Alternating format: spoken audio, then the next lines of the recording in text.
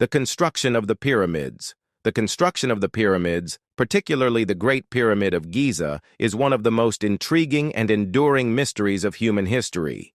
These monumental structures have stood the test of time for thousands of years, inspiring awe and speculation about the methods and motivations behind their creation.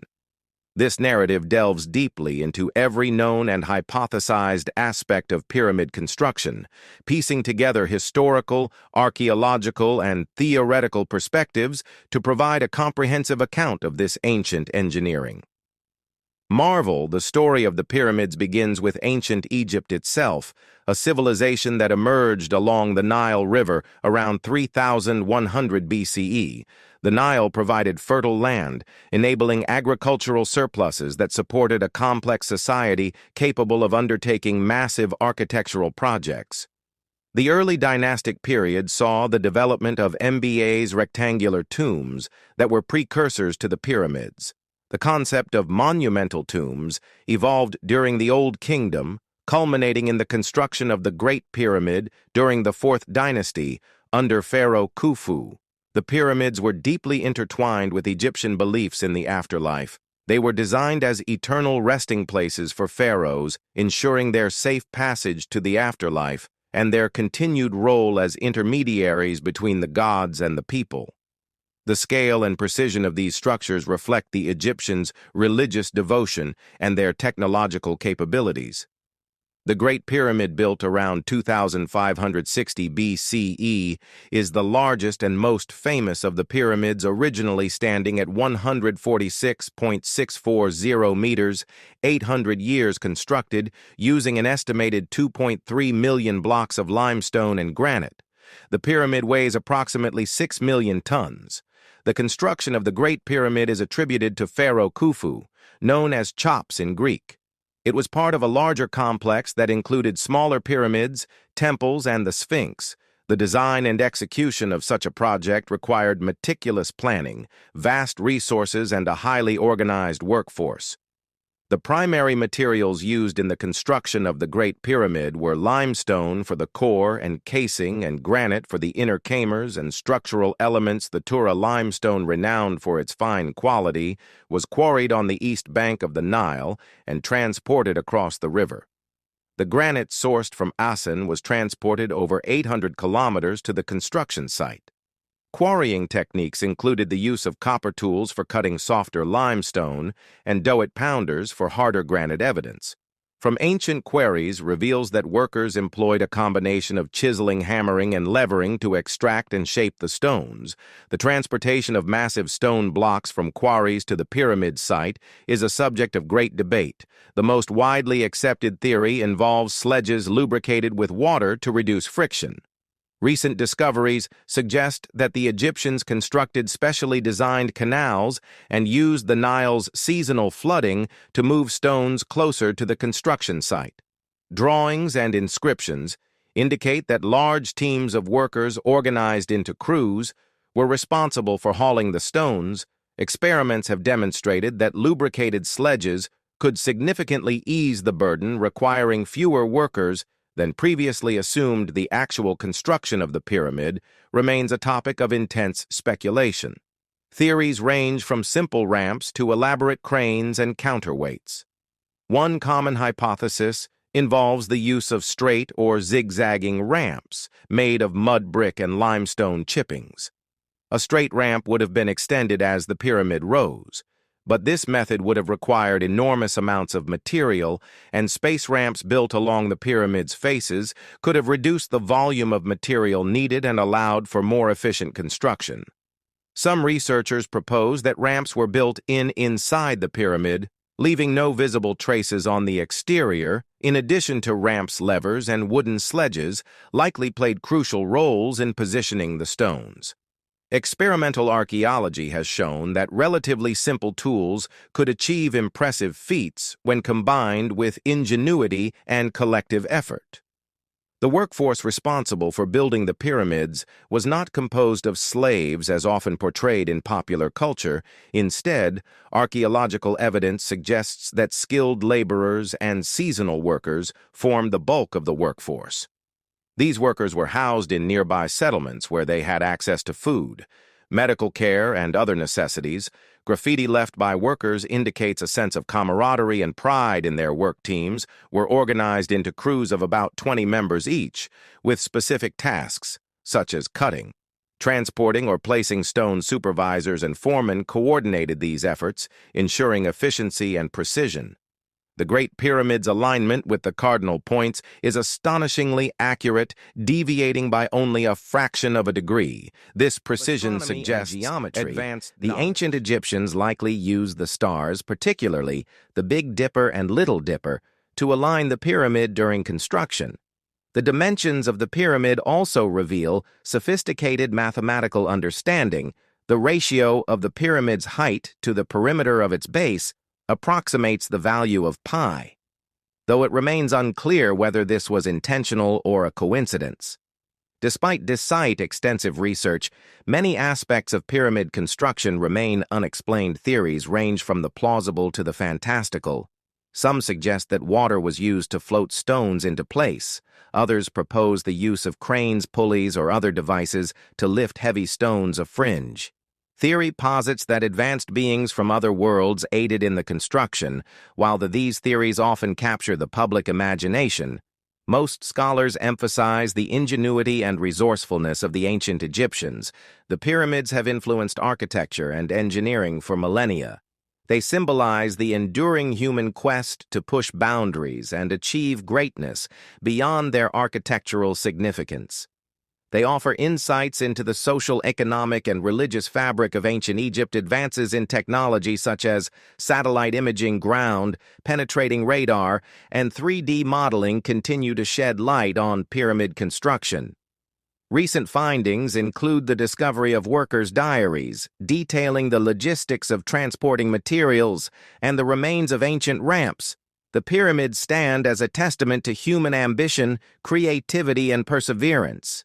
They remind us of our capacity to dream and to turn those dreams into reality.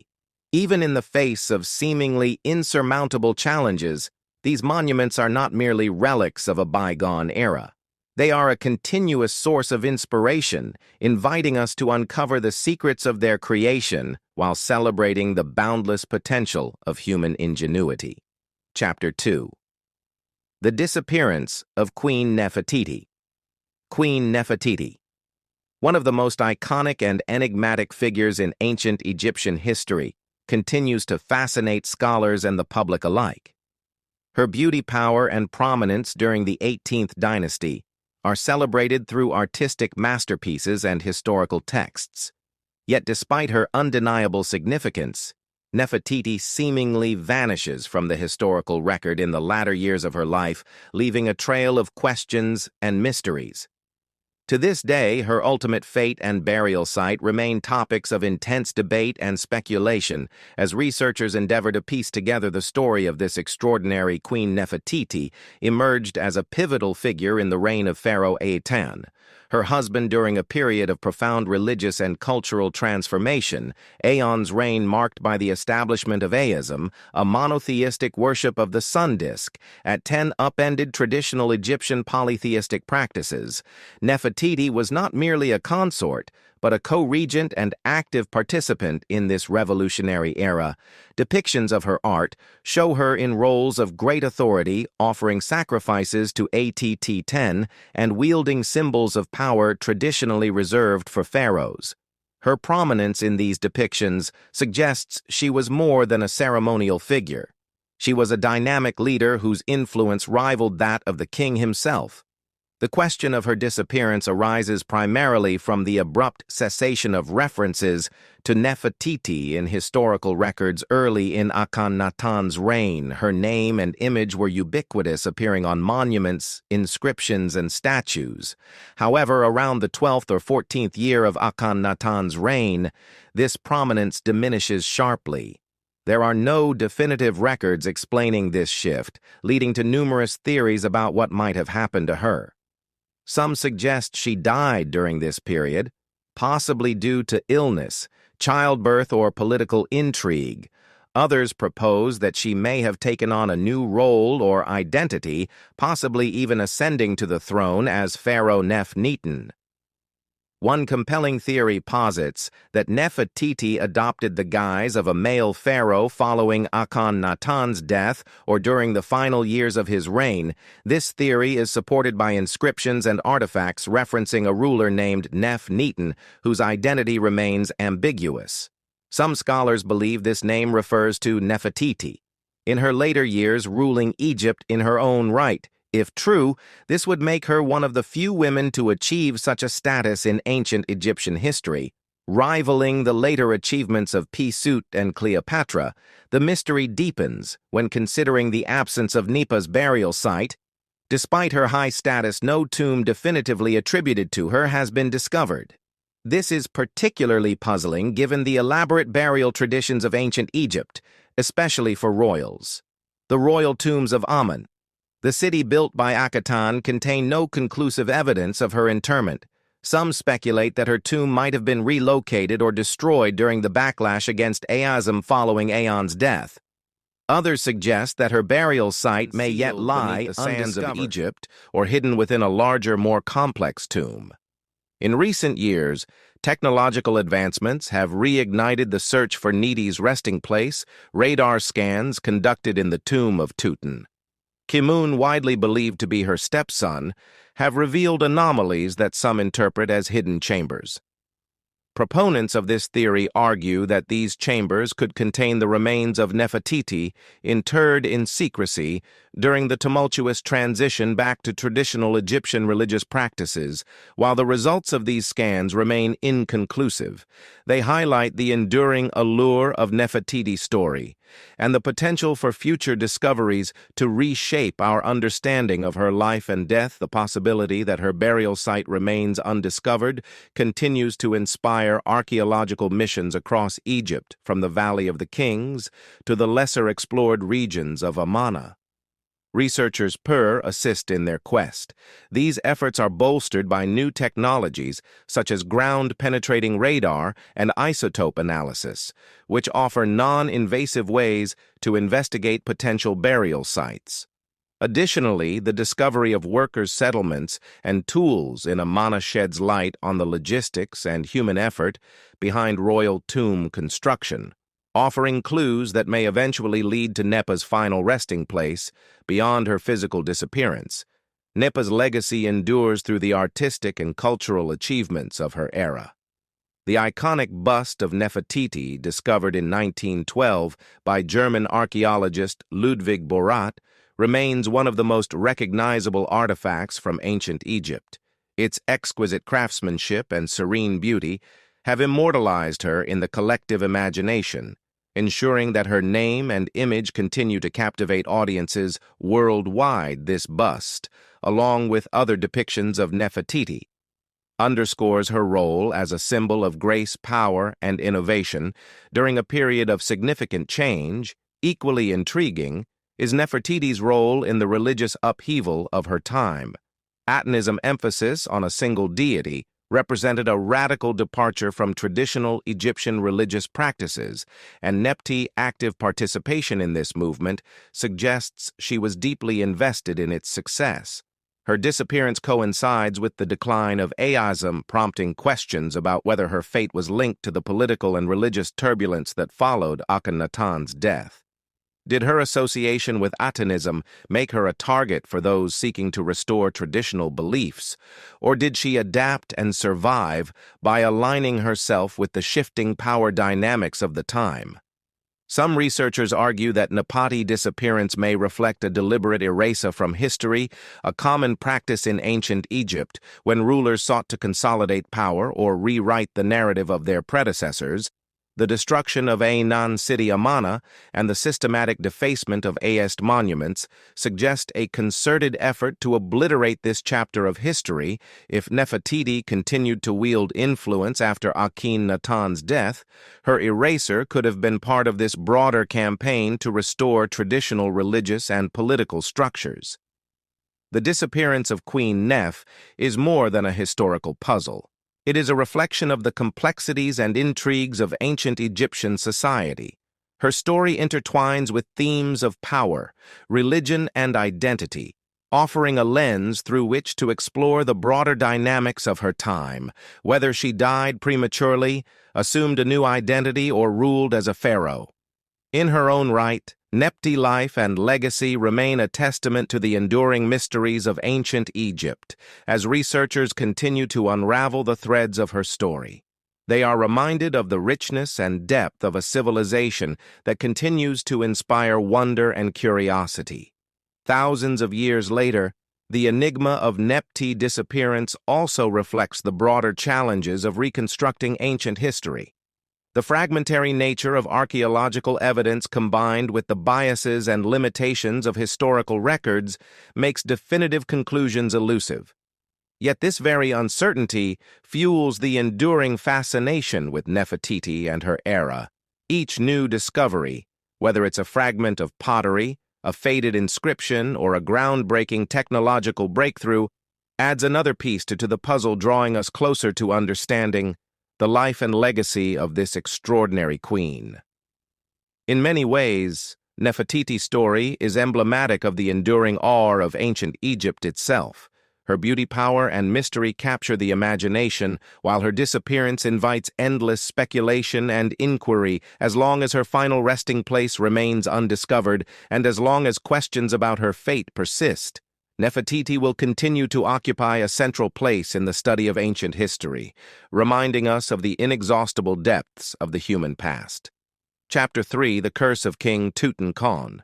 The supposed curse of King Tutankhamun's tomb has captivated imaginations for over a century, weaving a tale of misfortune, mystery, and ancient wrath. 1922 by Howard Carter and his team marked one of the most significant archaeological finds of all time, revealing an extraordinary trove of treasures buried with the young pharaoh.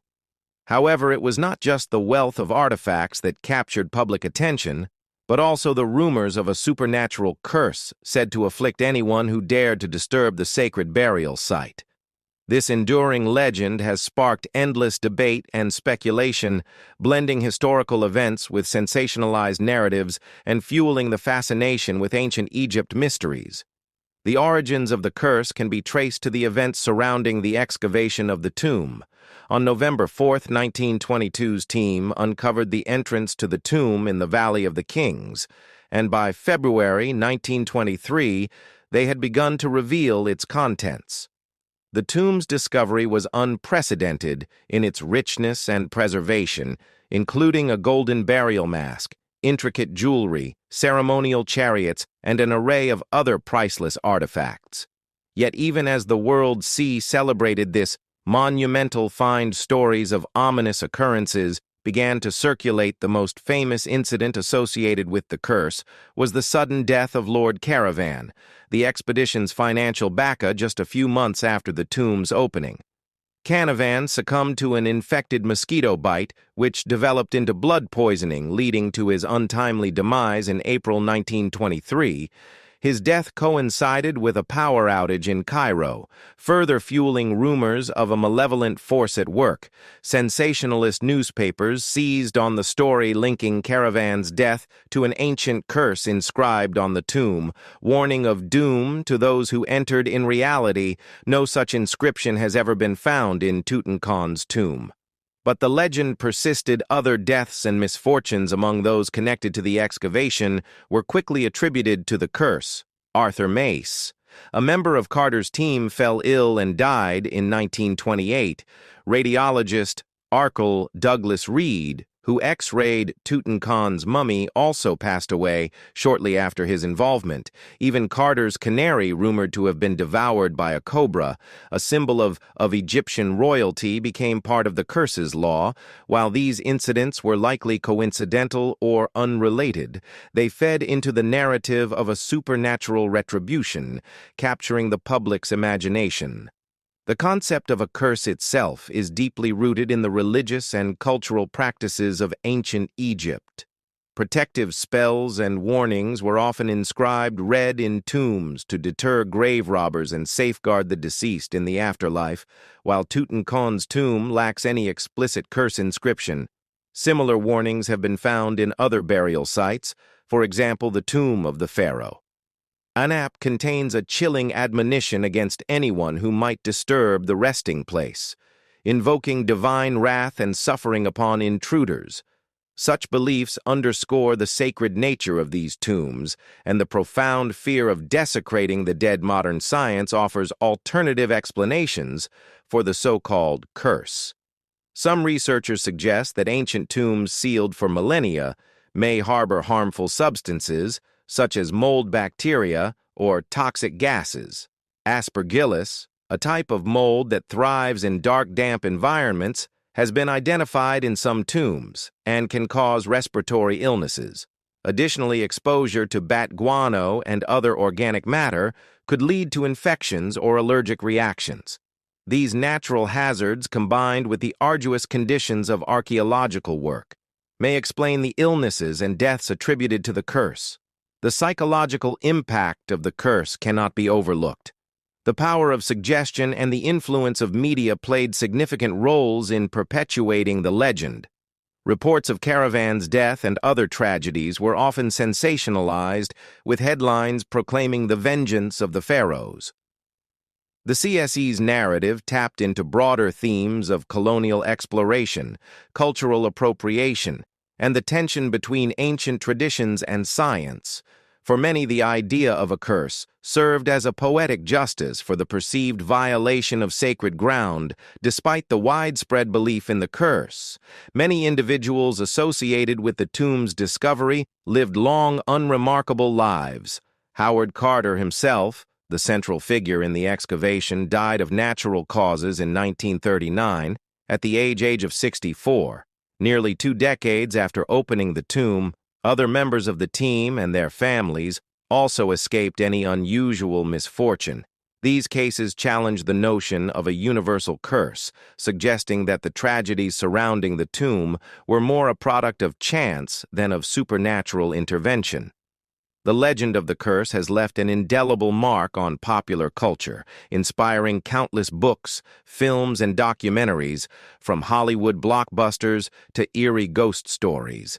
The tale of Tutankamon's curse continues to capture the imagination of audiences worldwide. Its enduring appeal lies in its ability to blend history, mystery, and the supernatural, creating a narrative that transcends time and culture in the broader heritage. The curse raises important questions about the ethics of excavation and the treatment of ancient artifacts. The tombs of Egypt's pharaohs were intended as eternal resting places, yet their contents have been removed, displayed, and studied in ways that often prioritize scientific discovery over cultural sensitivity. The idea of a curse can be seen as a metaphorical warning about the consequences of disrupting the past without respect for its context and meaning. Over the years, advancements in archaeology have provided new insights into the tomb of Tutankhamun and the events surrounding its discovery. Detailed studies of the artifacts have revealed intricate details about the life and reign of the young pharaoh, offering a glimpse into the wealth and complexity of ancient Egyptian civilization. Scientific analyses, including DNA testing and CT scans of Tutankhamun's mummy, have shed light on his lineage, health, and potential causes of death.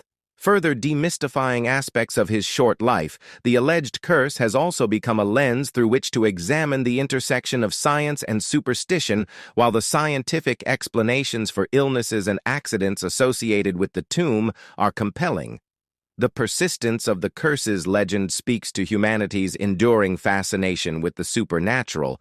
The notion of a curse taps into deep-seated fears of the unknown, serving as a reminder of the power of myth to shape our understanding of historical events. One intriguing aspect of the curse legacy is its role in shaping public perceptions of ancient Egypt. The discovery of Tutankhamun's tomb coincided with a surge of interest in Egyptology, spurred by the dramatic circumstances of the excavation and the subsequent media frenzy. The curse became a central theme in the public's imagination, overshadowing the more nuanced realities of the archaeological. Find this fascination with curses and mysteries has contributed to the romanticized and often mystical portrayal of ancient Egypt in popular culture. influencing everything from literature to tourism.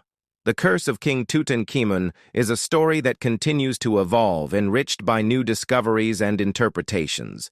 It serves as a testament to the enduring allure of ancient Egypt and the ways in which history, mythology, and human imagination intertwine, whether viewed as a historical anomaly, a cultural phenomenon, or a cautionary tale. The legend of the curse reminds us of the complexities of exploring the past and the delicate balance between reverence and curiosity in uncovering its secrets. Ultimately, the curse is less about ancient wrath and more about the power of storytelling.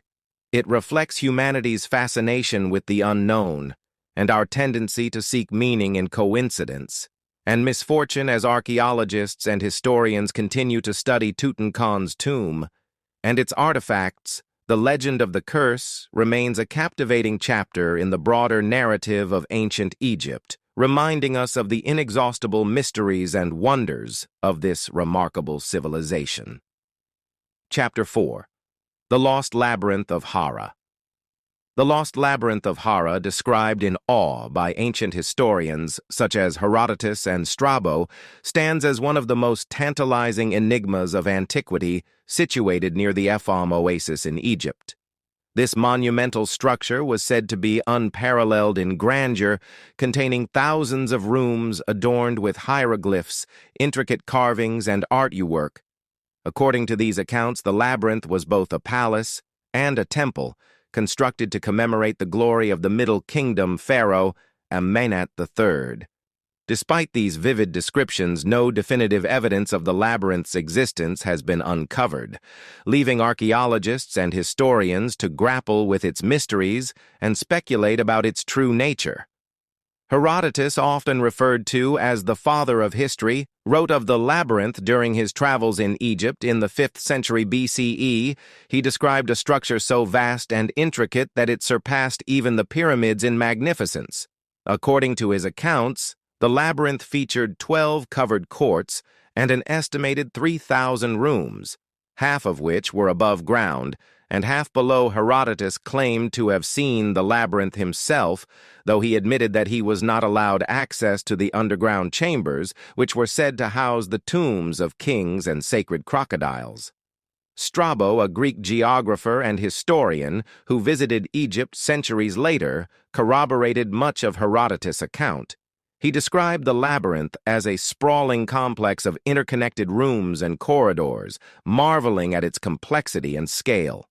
Both Herodotus and Strabo emphasized the labyrinth's dual purpose as a place of religious significance and administrative power. Its construction was attributed to Amenhotep III, who ruled during the 12th dynasty of the Middle Kingdom and was known for his ambitious building projects, including the Black Pyramid at Dashu. The physical remains of what may have been the labyrinth in the 19th century by archaeologists such as Carl Richard Lepsius, who identified a massive stone platform near the Hawara Pyramid as a possible foundation for the legendary structure. Subsequent explorations have revealed traces of large-scale architectural features, including colonnades and courtyards, but no conclusive evidence of the labyrinth itself.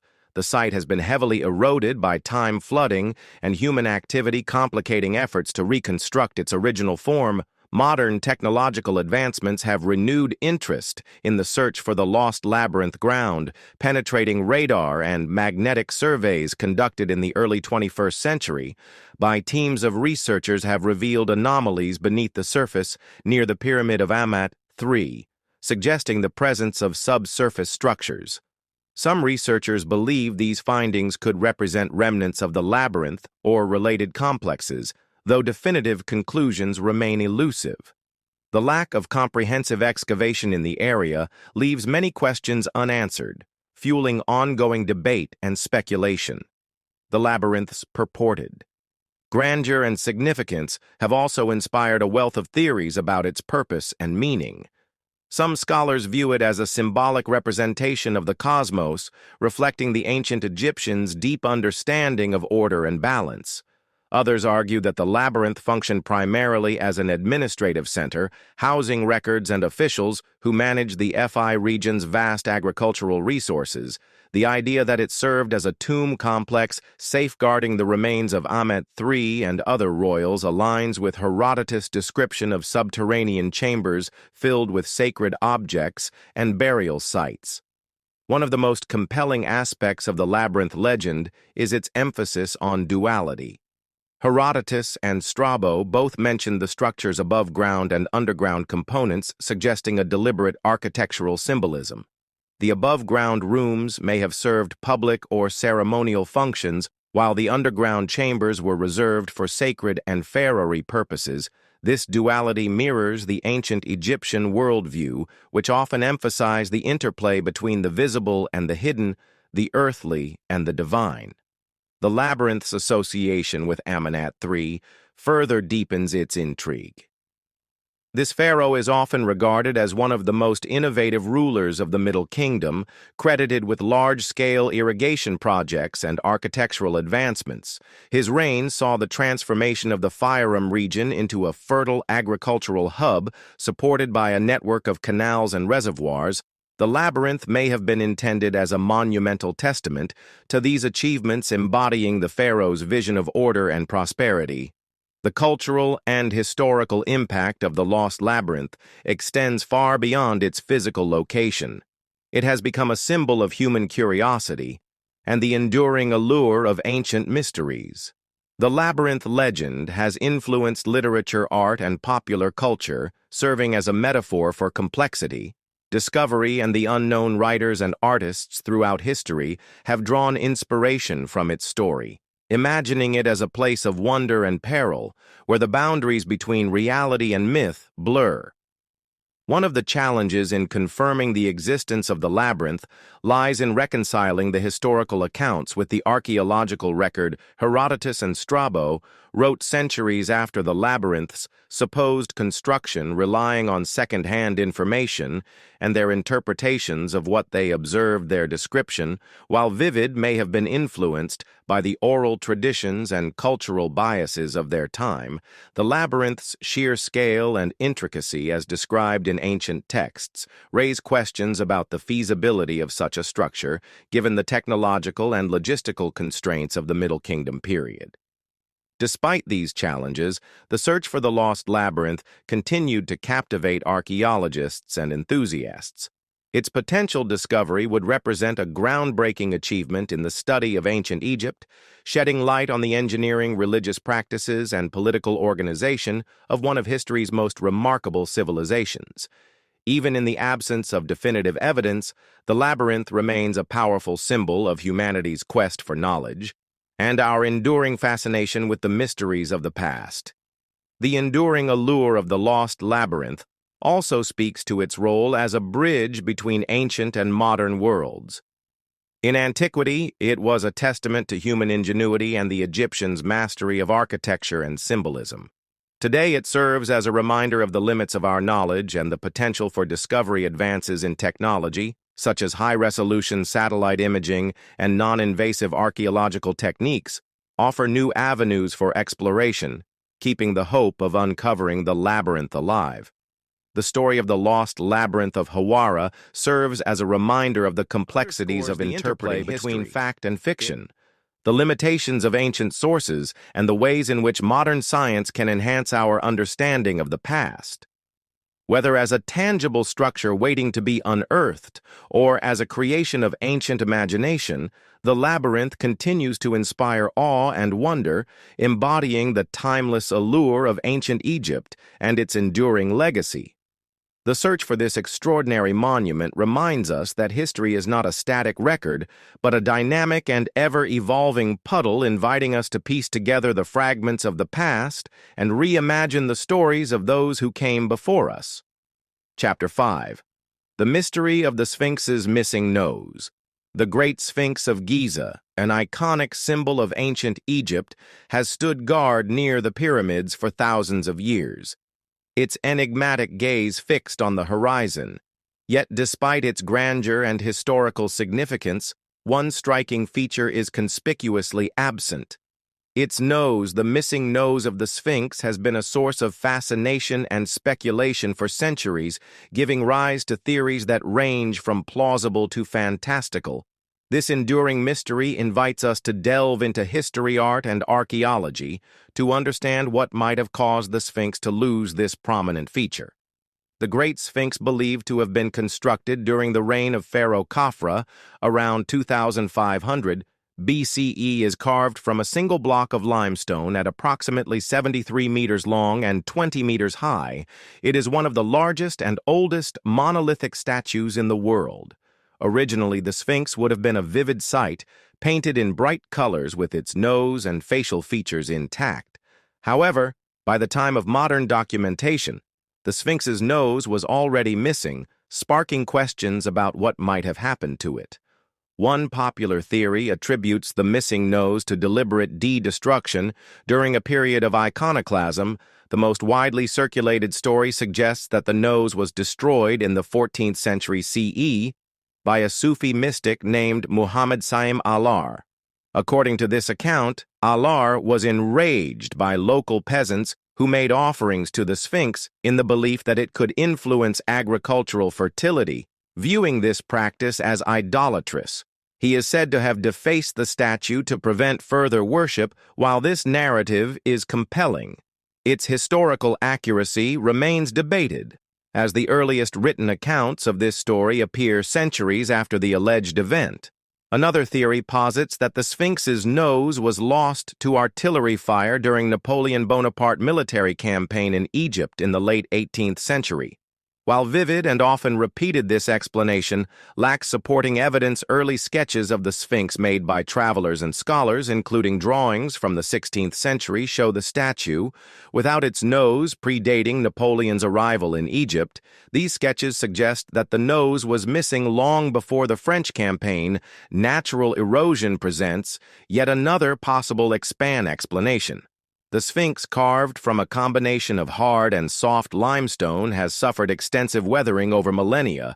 Due to wind, sand, and temperature fluctuations, the nose, being a relatively protruding and delicate part of the structure, may have succumbed to natural forces.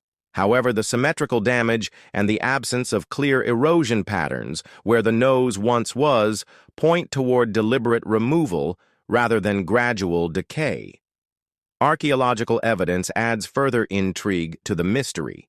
Close examination of the Sphinx's face reveals tool marks around the area where the nose was attached, suggesting it was chiseled off with precision. The 1-meter-wide nose would have required significant effort to remove, implying that the act was intentional and possibly symbolic. The reasons behind such an act remain speculative, but could range from religious motivations to political statements.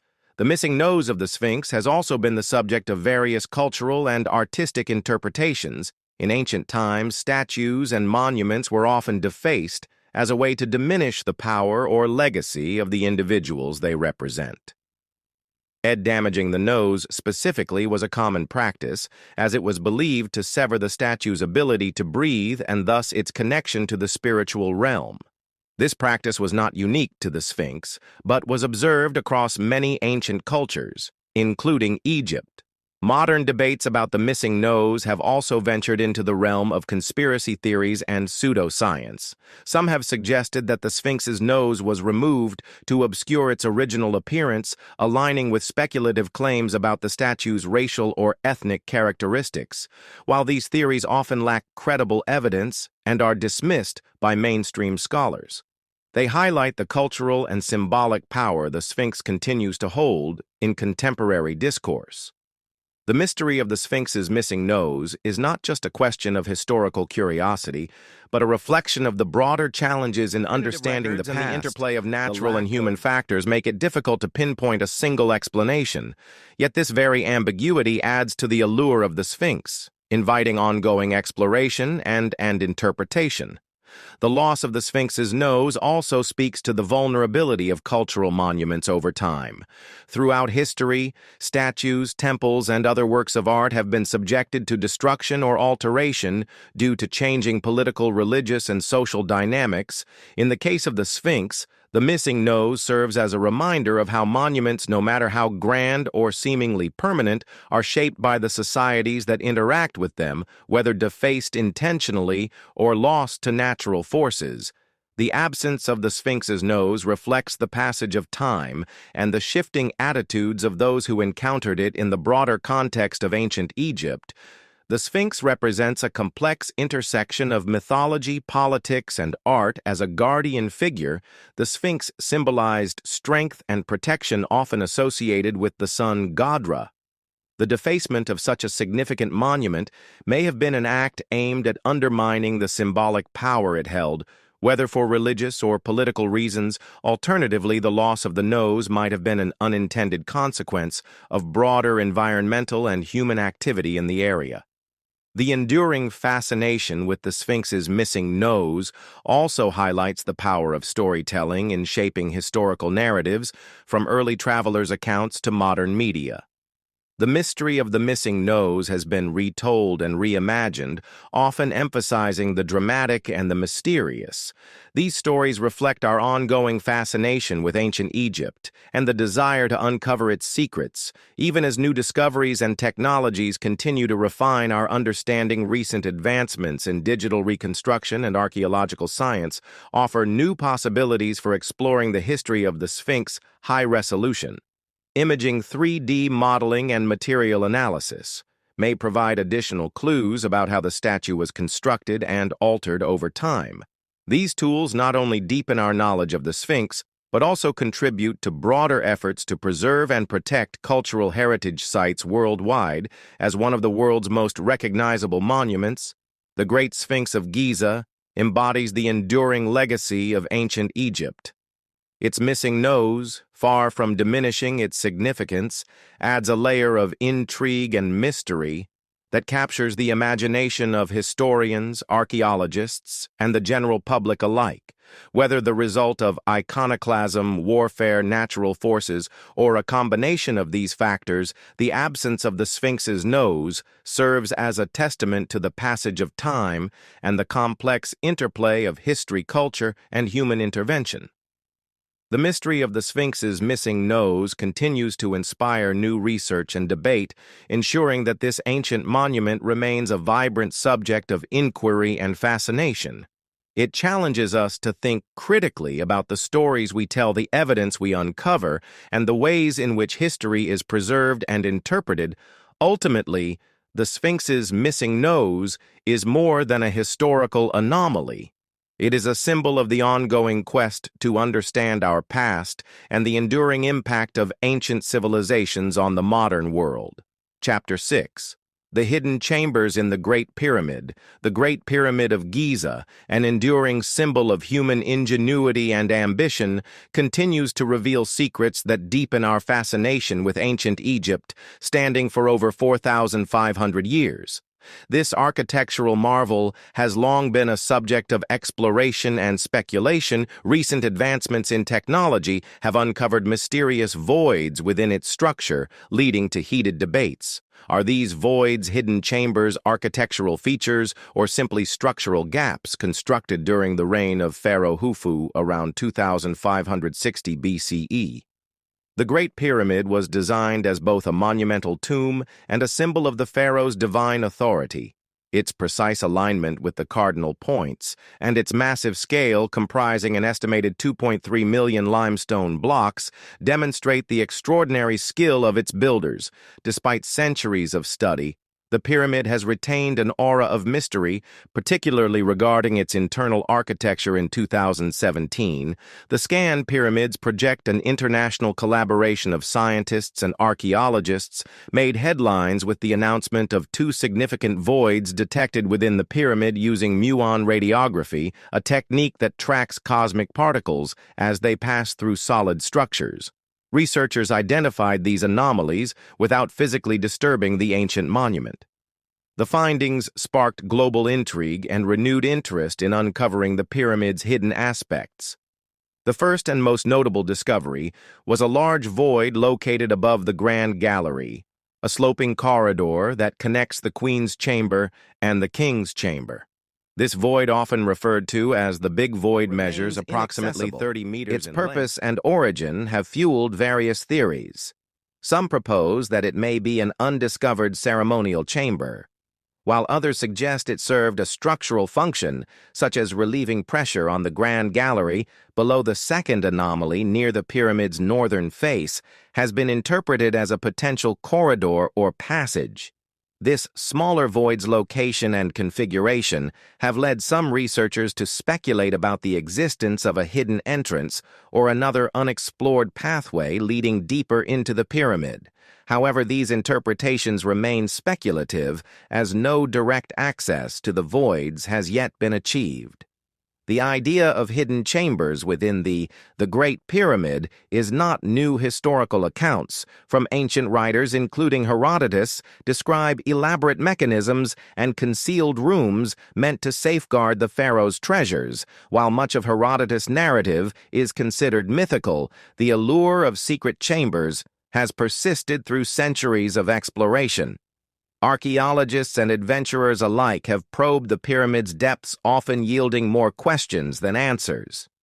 One compelling hypothesis regarding the Big Void is that it might have been a constructional feature. Building a structure of such immense scale required innovative techniques to manage weight distribution and maintain stability. The void could represent an internal ramp or workspace used during construction. This theory aligns with proposals that internal ramps or scaffolding systems were employed to position the massive stone blocks precisely alternatively. The void might reflect an intentional design choice, echoing the ancient Egyptians' mastery of stress management and architectural balance. Another possibility is that these voids are symbolic, representing metaphysical or religious concepts integral to ancient Egyptian cosmology. The pyramid as a whole was more than a tomb. It was a spiritual machine designed to facilitate the pharaoh's journey to the afterlife. Hidden chambers or passages might have been conceived as part of this transition, symbolizing the journey through the underworld or the mystery of rebirth. Despite the enthusiasm surrounding these discoveries, the lack of direct access to the voids poses a significant challenge. Non-invasive technologies, like muon radiography, provide valuable insights but are limited in their ability to determine the exact nature or contents of these spaces. Proposed methods, such as deploying miniature robots or advanced endoscopic devices, hold promise but have yet to be implemented. The Egyptian government, mindful of the need to preserve the integrity of the monument, approaches such proposals with caution. Skeptics argue that the voids may not be as significant as they seem. Large structures often contain unintentional gaps resulting from construction techniques or material imperfections. Without further evidence, it remains uncertain whether the detected anomalies represent purposeful chambers or incidental features.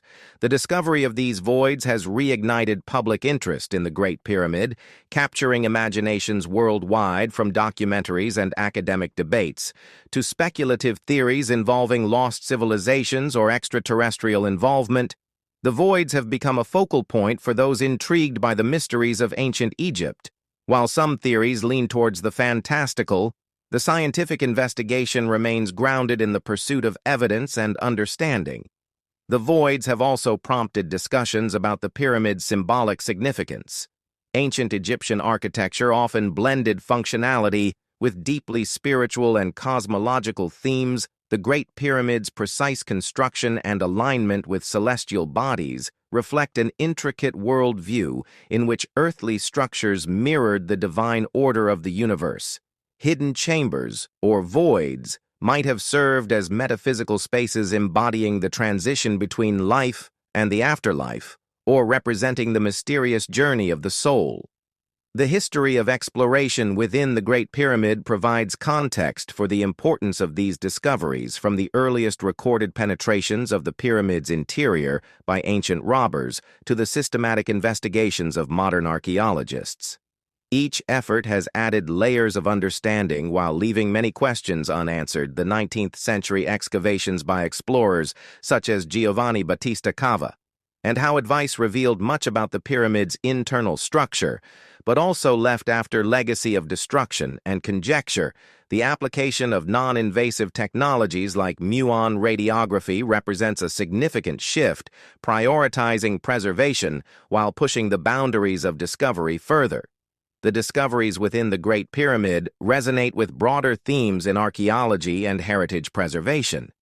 The debate over how to investigate the voids highlights the tension between the desire for knowledge and the need to protect cultural landmarks. Advances in technology offer, but they also raise ethical questions about intervention and the balance between curiosity and conservation. Modern scanning technologies have not only uncovered potential hidden chambers, but also shed light on the craftsmanship of the ancient Egyptian. For example, the arrangement of blocks and the use of specific materials to counteract pressure and weight distribution underscore their advanced understanding of engineering principles. The pyramid's longevity and resilience stand as a testament to these techniques, offering lessons that continue to inform modern engineering practices. As research progresses, the investigation of these hidden chambers promises to shed light not only on the Great Pyramid, but also on the people who built it. Whether the voids turn out to be ceremonial spaces, functional features, or something entirely unexpected, their discovery underscores the complexity and ingenuity of the ancient Egyptians. These findings also emphasize the importance of interdisciplinary collaboration, blending archaeology, physics, and engineering to uncover new layers of history. Ultimately, the hidden chambers in the Great Pyramid invite us to ponder deeper questions about the nature of discovery. What motivates us to seek answers to mysteries that have persisted for thousands of years? How do we balance the desire for knowledge with the imperative to preserve our cultural heritage as we await further revelations? The Great Pyramid stands as a testament to human creativity and ambition, a monument that continues to inspire wonder and exploration. In every generation, it challenges us to view history not as a closed book, but as an evolving narrative rich with possibilities and untapped insights waiting to be explored and understood. A new chapter. 7. The Dendera Light, the Temple of Hathor at Dendera. One of Egypt's most well-preserved and richly decorated ancient temples, has intrigued historians and enthusiasts for centuries. Among its many carvings and reliefs is a depiction that has sparked considerable debate and speculation: the so-called Dendera Light found in a crypt beneath the temple. The relief appears to depict figures holding a large bulbous object, which some interpret as a form of ancient electrical technology. The question remains, was this a symbolic image steeped in religious or cultural meaning, or could it be evidence of advanced technological knowledge lost to history? The Dendera Light relief features a large, elongated shape often likened to a modern light bulb inside. This bulb is a snake-like figure curling from one end to the other. Supporting the bulb is a lotus flower base while a figure holds it. Aloft, other smaller figures appear to interact with or observe the device on the surface. This depiction's unusual form has led some to draw comparisons to electrical devices, inspiring theories that the ancient Egyptians possessed advanced technologies beyond what is currently accepted by mainstream archaeology. The most popular alternative theory suggests that the Dendera Light is evidence of an ancient form of electrical illumination.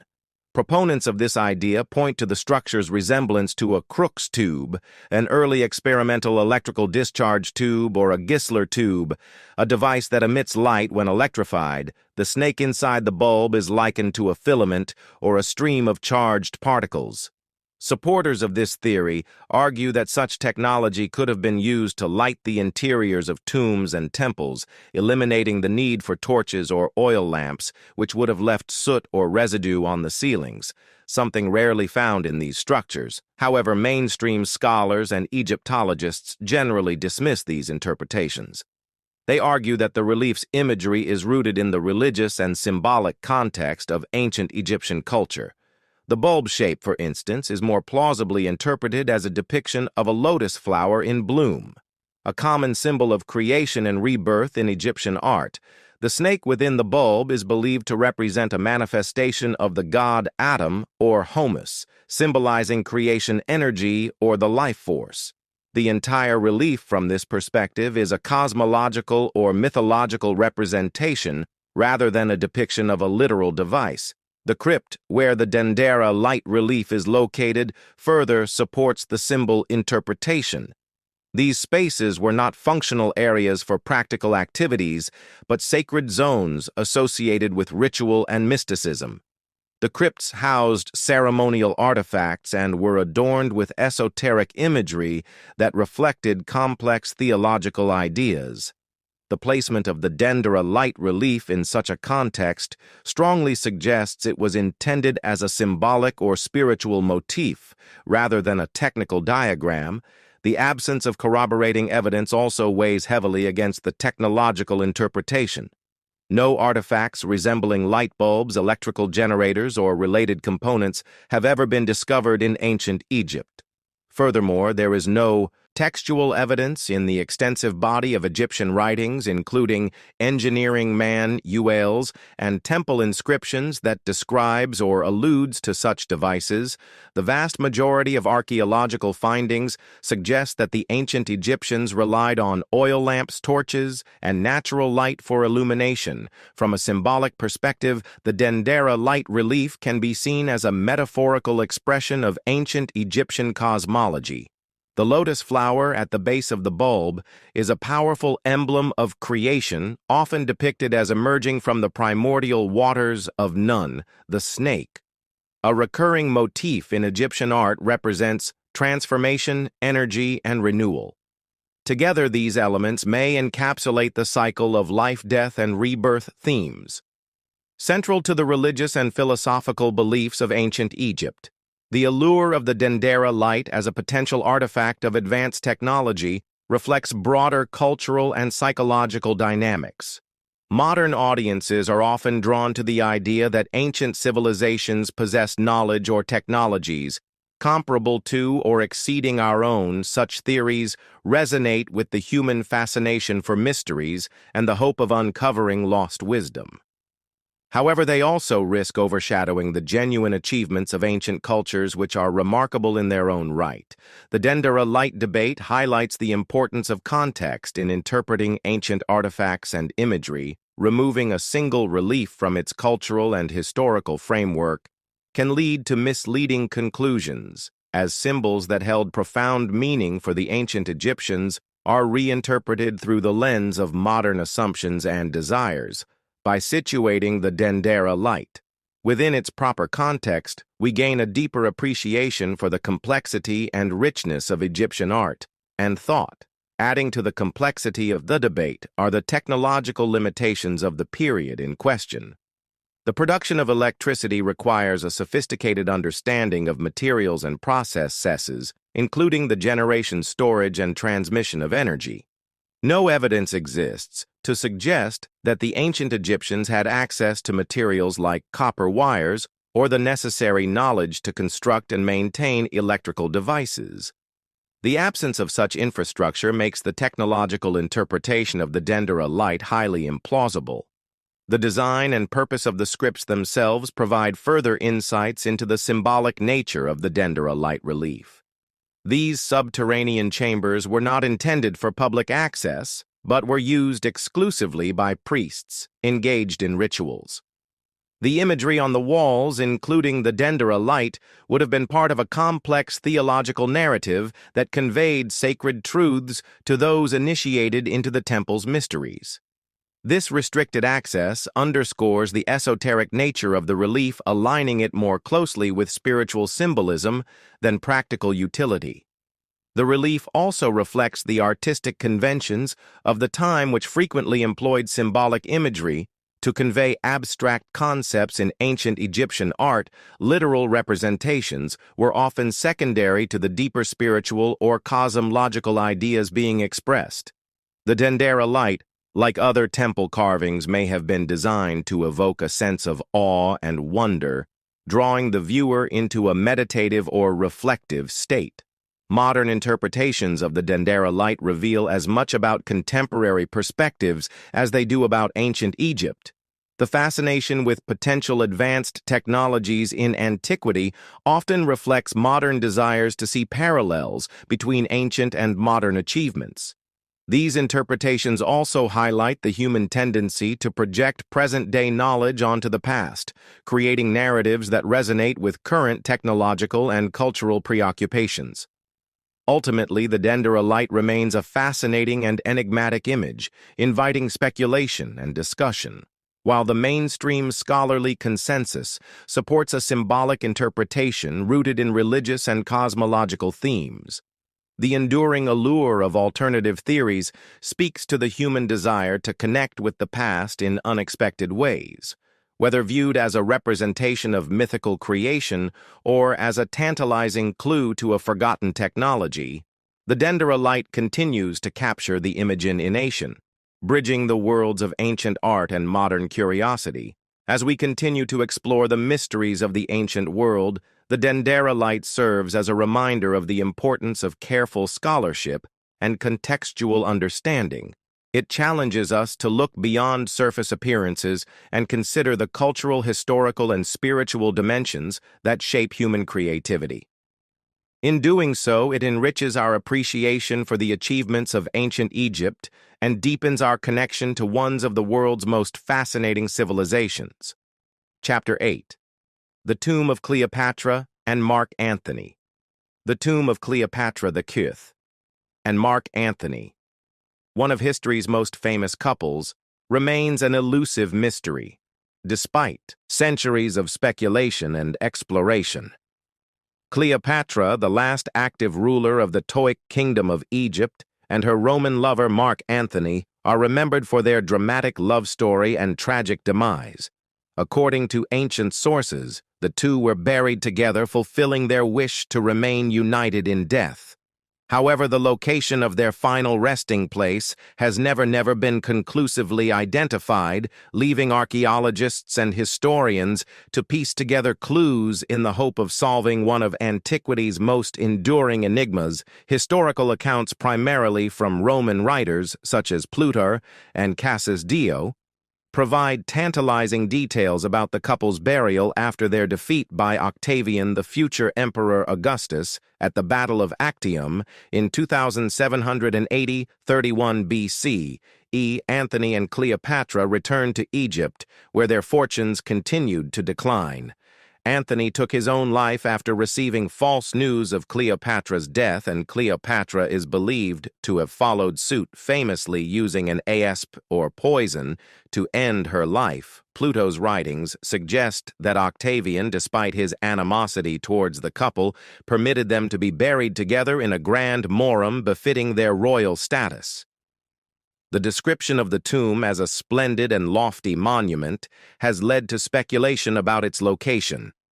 Some scholars suggest it was built within or near Alexandria, Cleopatra's capital, and the cultural hub of the ancient Mediterranean. Others propose that it might have been constructed at Taposiris Magna, an ancient temple complex located about 50 kilometers west of Alexandria. This site has been the focus of extensive archaeological investigations in recent years, yielding significant finds that hint at its importance during Cleopatra's reign. Taposiris Magna, dedicated to Osiris, the god of the afterlife, offers a compelling setting for the couple's tomb. The temple's association with Osiris and Isis, a deity Cleopatra closely identified herself with, aligns with the queen's religious and political strategy of presenting herself as a living goddess. Excavations led by Dominican archaeologist Dr. Kathleen Martinez have uncovered coins bearing Cleopatra's image, fragments of statues, and evidence of a funerary complex, starking hopes that the tomb may lie nearby. However, no definitive evidence has been found to confirm this theory. The search for Cleopatra and Antony's tomb is complicated by centuries of natural and human-caused changes to the landscape. Alexandria, where the tomb may have been located, has undergone significant transformations due to earthquakes, tsunamis, and rising sea levels. Large portions of the ancient city are now submerged beneath the Mediterranean Sea, making exploration challenging. Underwater archaeology has uncovered remnants of Cleopatra's palace and associated structures, but no trace of the tomb itself. Another challenge lies in the limited and sometimes conflicting nature of historical accounts. Ancient writers often focused on the dramatic aspects of Cleopatra and Antony's lives, offering little concrete information about their burial. Additionally, Roman propaganda, following their deaths, sought to portray Cleopatra in a negative light, potentially distorting details about her tomb and legacy. Modern researchers must navigate these biases while interpreting the available evidence. The cultural and symbolic significance of Cleopatra and Antony's tomb adds another layer of intrigue to the mystery their union represented. Not only a powerful political alliance, but also the merging of Egyptian and Roman worlds. A tomb built for them might have reflected this duality, combining elements of Toic and Roman pharaoh traditions. Such a discovery could shed light on the cultural and artistic synthesis that characterized the final years of Cleopatra's reign. The enduring fascination with Cleopatra and Antony's tomb reflects their status as symbols of love, power, and tragedy. Their story has inspired countless works of literature, art, and film, ensuring their legacy endures even as their Boule site remains hidden. For archaeologists, the quest to find their tomb is more than a pursuit of fame or treasure. It is a journey into the heart of history, seeking to understand the lives and legacies of two individuals who shaped the ancient world. The potential discovery of the tomb would also provide valuable insights into Toic pharaoh practices. Cleopatra's reign marked a period of cultural blending with Egyptian and Hellenistic traditions, intertwining in art, religion, and governance. If the tomb exists, it could offer a wealth of artifacts and inscriptions, illuminating how these influences manifested in the Queen's final resting place. Such findings could redefine our understanding of the Pic period and its role in the broader context of Mediterranean history. The search for Cleopatra and Antony's tomb has not been confined to archaeological excavations. Alone, advances in technology, including satellite imaging and ground-penetrating radar, have opened new avenues for exploration. These tools and anomalies without disturbing the landscape, increasing the likelihood of locating the tomb while preserving its integrity. Despite these advancements, the quest remains fraught with challenges requiring patience, ingenuity, and international collaboration. Whether the tomb lies beneath the sands of Taposiris, Magna, the waters of Alexandria, or an entirely different location, its discovery would be a testament to the power of human curiosity and perseverance. Until that day, the mystery of Cleopatra and Antony's final resting place continues to fuel exploration and imagination. Bridging the gap between history and legend, it serves as a reminder of the complexities of historical research and the enduring allure of unsolved mysteries. Chapter N: The Origin of the Rosetta Stone. The Rosetta Stone, one of the most famous artifacts in human history, played a pivotal role in deciphering Egyptian hieroglyphs and unlocking the secrets of ancient Egypt, discovered in 1799 near the town of Rosetta, modern-day Rashid. In 1799, the Nile Delta. The stone bears inscriptions in 3 scripts: Greek, Demotic, and hieroglyphs. While its significance in the history of linguistic and archaeology is undeniable, questions about its origin, creation, and original purpose remain only partially answered, shrouded in layers of historical mystery. The Rosetta Stone dates back to 196 BCE during the reign of Ptolemy V. Epiphanes, a ruler of the Toic dynasty that governed Egypt following the conquests of Alexander the Great. The artifact is a fragment of a largest sta, a stone slab inscribed with texts meant for public display. The text on the stone is a decree issued by a council of priests affirming the divine status of Ptolemy V. and detailing various reforms and benefits he granted to Egypt's temples and priesthood. This decree was written in 3 scripts to ensure it could be understood by all literate members of Egyptian society: hieroglyphs for religious elites, Demotic for the administrative class, and Greek for the ruling Greek-speaking Toic administration. The Rosetta Stone's origins as a royal decree offer insight into the political and religious climate of Toic Egypt. By the time of Fifth's reign, the Toic dynasty faced challenges to its authority, including internal dissent and external threats. Issuing decrees, such as the one inscribed on the Rosetta Stone, was a strategic move to legitimize the young king's rule and consolidate power. By aligning with Egypt's deeply entrenched religious institutions, the priests as intermediaries between the divine and mortal realms held significant influence, and then endorsement of Tommy V's reign was crucial for maintaining stability. The question of where the Rosetta Stone was originally erected adds another layer of intrigue. Scholars believe it was one of many stelae created to disseminate the decree across Egypt, possibly displayed in a prominent temple or administrative center.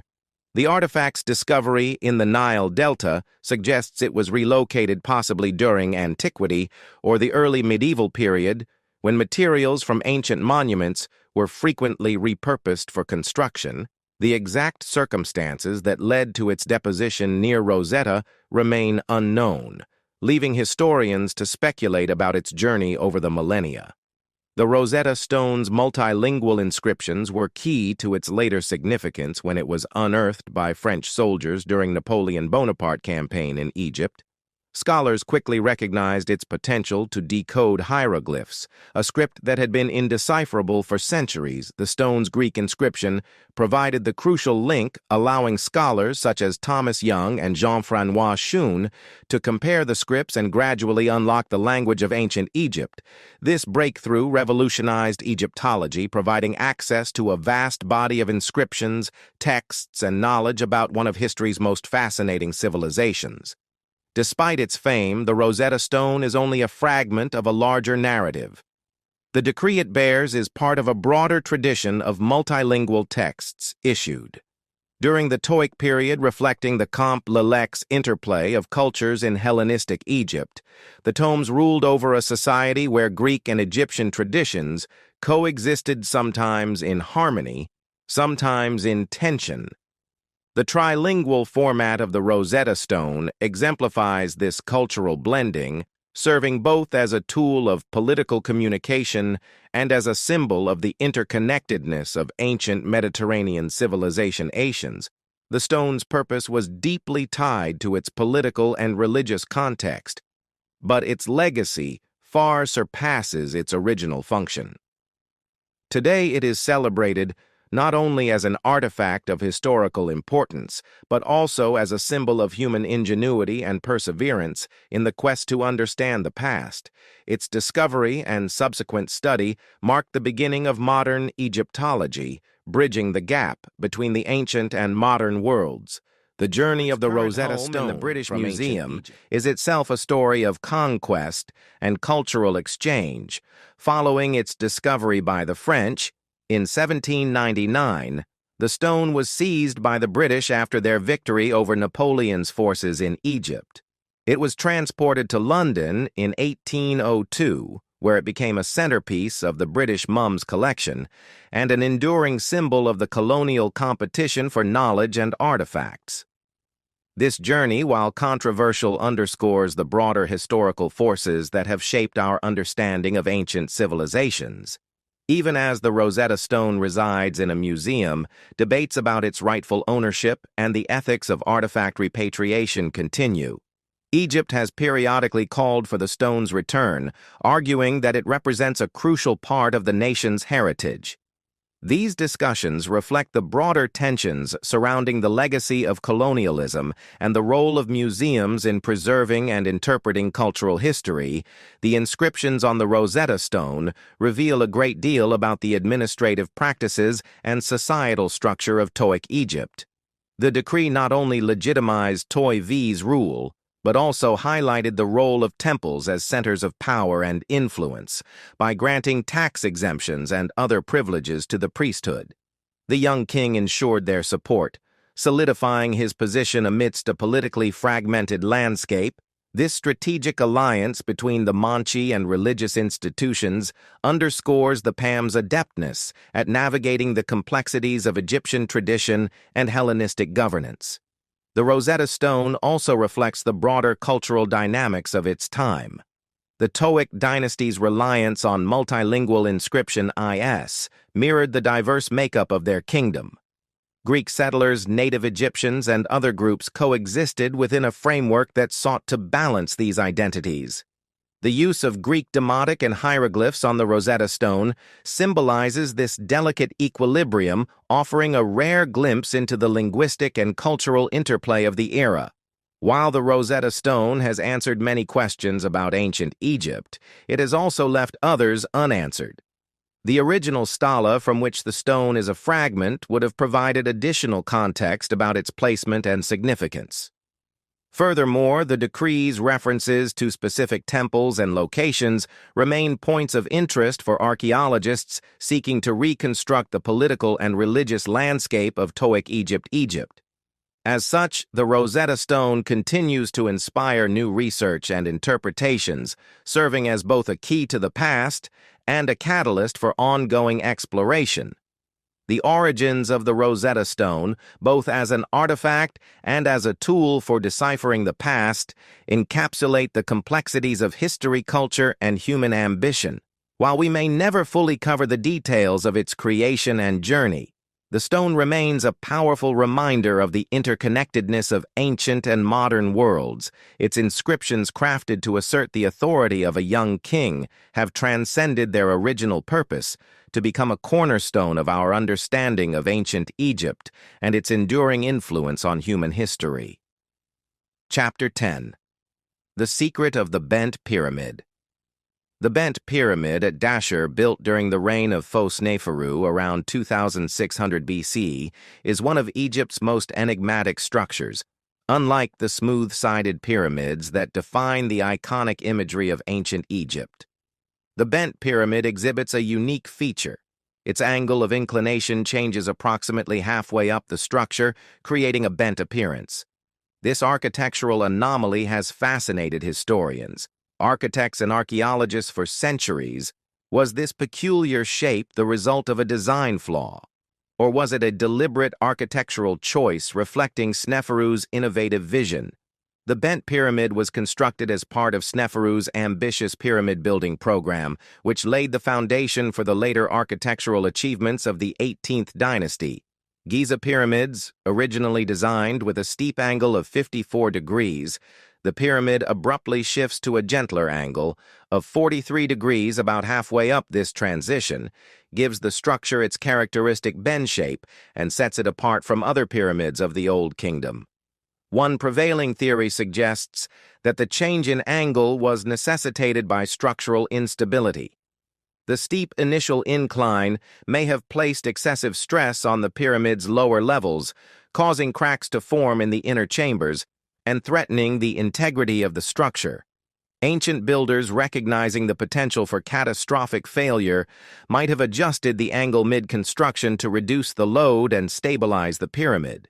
This pragmatic response to engineering challenges demonstrates the adaptability and ingenuity of ancient Egyptian architects. Supporting this theory are observations of the Bent Pyramid's construction techniques. The pyramid was built using a core of limestone blocks encased in fine, mature limestone. Evidence of cracking and settling in the lower courses design may have been overly ambitious for the materials and methods available at the time. The shift to a shallower angle would have alleviated the stress, ensuring the pyramid's completion and durability. Another perspective posits that the bent pyramid shape was an intentional design choice rather than a corrective measure. Some scholars argue that the dual-angle design reflects symbolic or religious significance. The pyramid's lower steep portion may represent the ascent to the heavens, while the gentler upper slope symbolizes a transition to the afterlife or a connection to the horizon. This interpretation aligns with the ancient Egyptian belief system, which placed great emphasis on the journey of the soul and the interplay between the earthly and divine realms. The bent pyramid's unique features extend beyond its shape. Unlike later pyramids, it retains much of its original outer casing, offering invaluable insights into the methods and aesthetics of Old Kingdom pyramid construction. The fine Tura limestone casing would have given the pyramid a brilliant reflective surface, enhancing its visual impact and reinforcing its symbolic significance as a bridge between the mortal and celestial worlds. The pyramid's internal structure also sets it apart from other pyramids of the era. It contains two separate burial chambers, each with its own entrance, one on the north face and another on the west. This unusual arrangement has fueled further speculation about the pyramid's purpose and design. Some researchers suggest that the two chambers reflect a dual function, possibly accommodating the pharaoh's earthly remains and his spiritual essence, or serving as a backup burial site.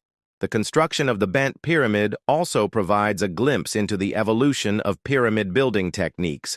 Sneferu's architects experimented with different designs, learning from the mistakes and successes of earlier structures. The bent pyramid represents a transitional phase between the stepped pyramids of Jose's era and the true smooth-sided pyramids, such as the Red Pyramid, also built by Sneferu, and the Great Pyramid at Giza. This period of experimentation highlights the innovative spirit of ancient Egyptian builders and their commitment to refining architectural techniques, despite its distinctive shape. The bent pyramid was not abandoned or considered a failure. On the contrary, it appears to have been a functioning royal monument, complete with associated temples and a causeway. The surrounding necropolis and ancillary structures suggest that the site held significant ceremonial importance during Sneferu's reign. The pyramid's enduring presence attests to its successful construction and its role in the development of Egypt's architectural legacy. The mystery of the bent pyramid continues to captivate modern audiences, serving as a reminder of the complexity and ingenuity of ancient Egyptian civilization. Whether the result of an engineering correction or a deliberate symbolic gesture, the pyramid stands as a test to the adaptability and creativity of its builders. Its unique design challenges conventional assumptions about pyramid construction and invites us to explore the interplay between function symbolism and innovation in ancient architecture. In addition to its architectural significance, the bent pyramid provides a window into the logistical challenges of pyramid construction building. Such a monumental structure required the coordination of thousands of laborers, engineers, and artisans, as well as the transportation of massive stone blocks from distant quarries. The adjustment of the angle mid-construction highlights the adaptability of this workforce and their ability to overcome unforeseen obstacles. It also raises questions about the decision-making process within Sneferu's administration and the extent to which the pharaoh himself was involved in shaping the project. The bent pyramid surrounding landscape adds further intrigue. Archaeological surveys have uncovered remnants of a satellite pyramid, which may have been intended for the queen or another royal family member, as well as various temples and ceremonial structures. These findings suggest that the site was not only a burial complex, but also a center for religious and political activity. The integration of these elements reflects the multifaceted role of pyramids in ancient Egyptian society, as both tombs and expressions of state power. As researchers continue to study the bent pyramid using advanced technologies, such as 3D modeling, ground-penetrating radar, and material analysis, new discoveries may shed light on its construction and purpose. These efforts not only deepen our understanding of this remarkable monument, but also contribute to the broader narrative of ancient Egypt's architectural achievements. The bent pyramid remains a powerful symbol of human ambition and ingenuity. Bridging the gap between the mysteries of the past and the insights of the present, the Bent Pyramid Sneferu's other projects, particularly the Red Pyramid, which is considered the first successful true pyramid, examining these structures together provides insights into the progression of architectural knowledge and the lessons learned by Sneferu's architects. The Bent Pyramid, with its unique shape, may have served as a stepping stone in this evolutionary process. Bridging the gap between experimental designs and the perfected form seen at Giza, the pyramid's significance extends beyond its architectural and historical context. It serves as a poignant reminder of the trial and error process inherent in human innovation. While the Bent Pyramid's unusual shape may initially appear as a flaw, it ultimately reflects the resilience and adaptability of its builders. It stands as a monument to the spirit of experimentation, offering valuable lessons about the interplay of creativity, practicality, and perseverance in the pursuit of greatness as the Bent Pyramid continues to stand tall amidst the sands of Dashur. It invites us to reflect on the ingenuity of ancient civilizations and the enduring mysteries they left behind, whether viewed as an architectural experiment, a symbolic statement, or a testament to the challenges of construction. The Bent Pyramid remains a source of fascination and inspiration, a bridge between the achievements of the past and the questions of the present. Chapter 11. The Book of Thoth, an enigmatic and legendary text attributed to the ancient Egyptian god of wisdom and writing, has captured the imagination of scholars. Mystics and adventurers for centuries, said to contain the secrets of the universe, powerful magical knowledge, and the ability to communicate directly with divine forces. The Book of Thoth represents one of the most enduring mysteries of ancient Egypt, while its existence remains speculative. The legend surrounding it offers profound insights into the cultural and spiritual beliefs of the ancient world. The known as Juti, in ancient Egyptian, was a central figure in the Egyptian pantheon, revered as the god of wisdom. Writing mathematics and magic third, was believed to have authored the sacred texts that governed the universe depicted as an ibis-headed deity or a baboon. Thoth was also associated with the moon and was seen as the mediator between gods and humans. The concept of the Book of Thoth arises from this rich mythological backdrop, where Thoth's role as the keeper of divine knowledge positioned him as the ultimate source of wisdom and power according to legend. The Book of Thoth contained spells and knowledge that could grant its possessor mastery over the natural and supernatural worlds. It was said to reveal the secrets of the heavens, the earth, and the afterlife, providing insight into the workings of the cosmos. Among its reputed powers was the ability to speak with animals, understand the language of the gods, and even resurrect the dead. This unparalleled knowledge, however, came with great risk. The Book of Thoth was believed to exact a heavy price on those who dared to misuse its power, often leading to madness or death. The origins of the Book of Thoth are rooted in ancient Egyptian law, but its legend expanded over time through Greek-Roman and later esoteric traditions.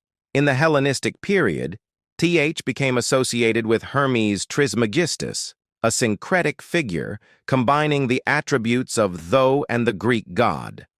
Hermes, this fusion gave rise to the Hermetic tradition, which revered the Hermes as the author of sacred texts known as the Hermetica.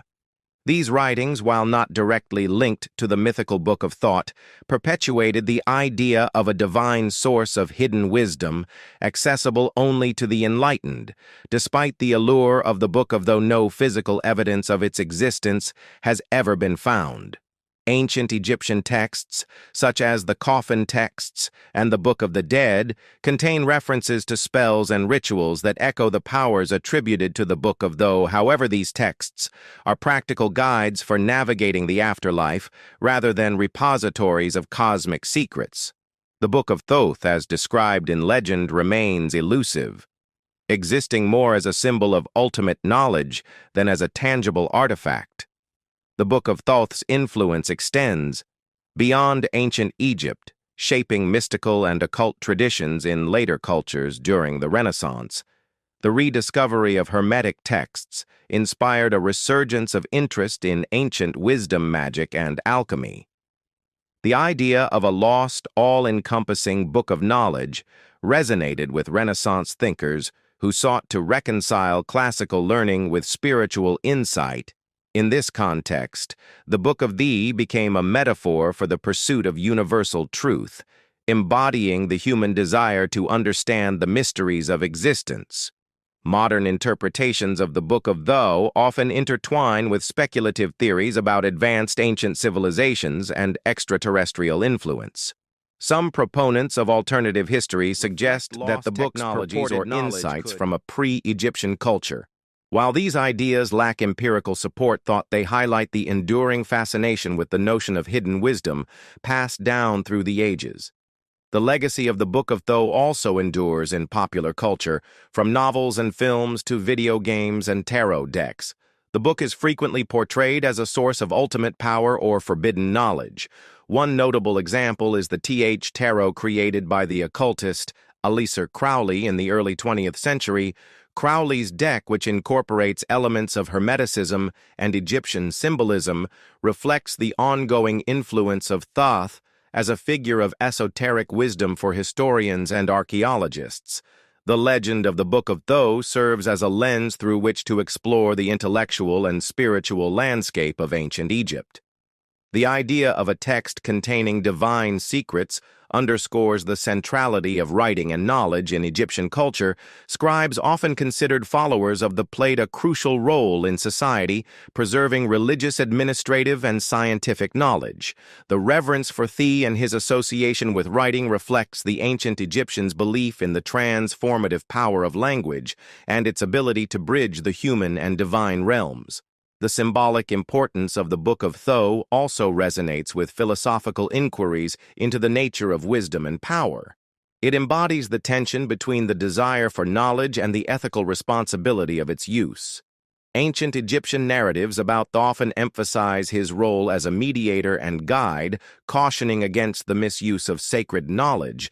This theme, echoed in myths surrounding the Book of Thou, highlights the universal challenges of wielding power responsibly, a concept that continues to be relevant in modern times.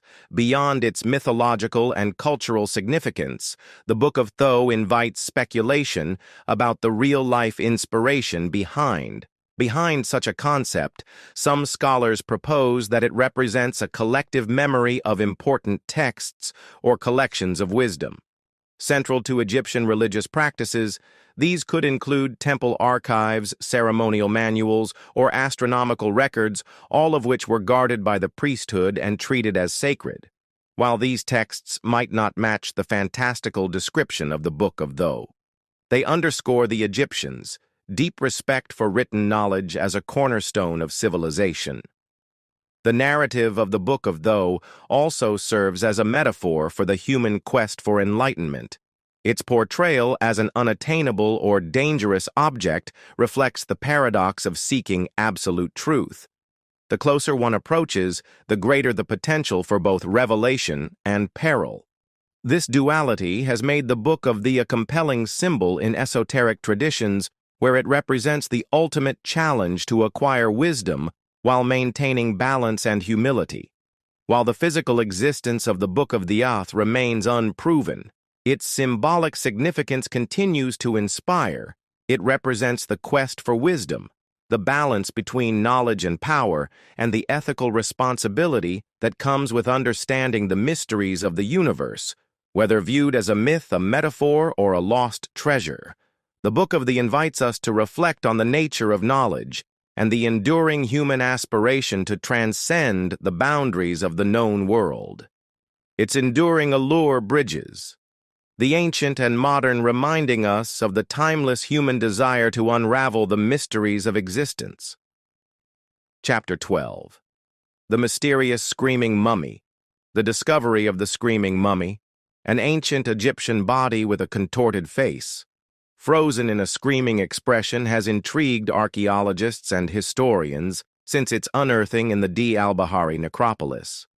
This unusual burial, with its stark departure from the serene and dignified appearances typical of Egyptian mummies, raises questions about the identity of the individual and the circumstances surrounding their death, and Baral, who was this person, and what events led to their unique and unsettling preservation. The mummy, officially catalogued as unknown man, he was found in 1886 among a cache of royal and high-status mummies in Dey el-Bahari. Unlike the others whose burials adhered to the rituals and opulence of ancient Egyptian customs, the screaming mummy was interred in an unadorned cedar coffin wrapped in a sheepskin, a material considered impure in Egyptian culture. The lack of inscriptions on the coffin and the absence of grave goods added to the mystery, suggesting a deliberate deviation from traditional burial practices.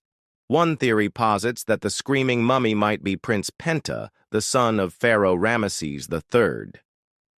Pena's name is tied to a notorious historical event, the Harm Conspiracy, according to ancient papyri, including the judicial papyrus of Turin. Members of Ramesses, the Harm, led by one of his secondary wives, Ti, plotted to assassinate the pharaoh and place Penta on the throne. The conspiracy ultimately failed and to various punishments.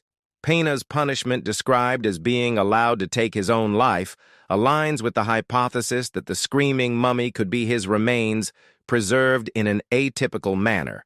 To reflect his disgrace, forensic analysis lends credence to this theory. CT scans and other examinations of the screaming mummy reveal evidence of strangulation or asphyxiation, possibly consistent with forced or self-inflicted death. The open mouth, often interpreted as a scream, might be the result of natural post-mortem processes rather than a reflection of agony at the time of death. However, the deliberate choice of burial materials and the exclusion of traditional eming practices suggest a punitive or dishonorable burial, consistent with someone condemned for treason. Another perspective considers the possibility that the screaming mummy's expression and burial were not punitive, but instead the result of unusual circumstances surrounding their death, sudden death perhaps from poisoning, suffocation, or another violent means, might have prevented proper mummification without the embalming rituals designed to relax the body and close the jaw. The mummy's facial expression could have been preserved in its natural post-mortem state. Adding to the enigma is the sheepskin wrapping in ancient Egypt. Sheepskin was considered richly impure, and its use in burial was highly unusual. This choice might signify disgrace or a deliberate break with religious conventions, further implying that the individual's burial was meant to convey shame or dishonor. Alternatively, it could indicate a non-Egyptian origin or an affiliation with groups outside the traditional Egyptian religious framework. While the theory linking the screaming mummy to Penta is compelling, other interpretations have emerged. Some suggest that the individual may have been a prisoner of war, a high-ranking official who fell from grace, or even a member of the royal court embroiled in an unknown scandal. The absence of inscriptions or identifying markers leaves their identity shrouded in mystery, fueling speculation and debate. The screaming mummy also challenges our understanding of ancient Egyptian burial practices. Egyptian society placed immense importance on the afterlife, with burial customs meticulously designed to ensure a successful journey to the next world. The deviation from these norms in the case of the screaming mummy raises questions about how social, political, and personal transgressions influenced burial practices. It underscores the interplay between religious beliefs, social hierarchies, and justice in ancient Egypt. Modern forensic techniques continue to shed light on this ancient mystery. Advances in DNA analysis, isotopic studies, and imaging technology may one day confirm the identity of the screaming mummy and provide more details about their life and death. Such findings would not only solve the riddle of unknown mummy, but also enrich our understanding of the complexities of ancient Egyptian society. The screaming mummy's discovery also highlights the broader historical context of the New Kingdom and its decline. The turbulent political climate of Ramesses III's reign, marked by internal conspiracies and external threats, reflects the fragility of power in ancient Egypt. If the screaming mummy is indeed linked to the Haram conspiracy, it serves as a poignant reminder of the human ambitions, betrayals, and consequences that shaped history. The forensic evidence of a violent death underscores the personal stakes involved in the struggle for power during this period. Cult natural interpretations of the screaming mummy's expression have also evolved, while modern viewers may see the open mouth as a scream. Ancient Egyptians might have interpreted it differently in their iconography and funerary art. The open mouth is sometimes associated with the opening of the mouth ritual, a ceremony intended to restore the deceased's senses for use in the afterlife. This raises intriguing possibilities about whether the expression was intentional or coincidental, and how it might have been perceived by those who buried the individual.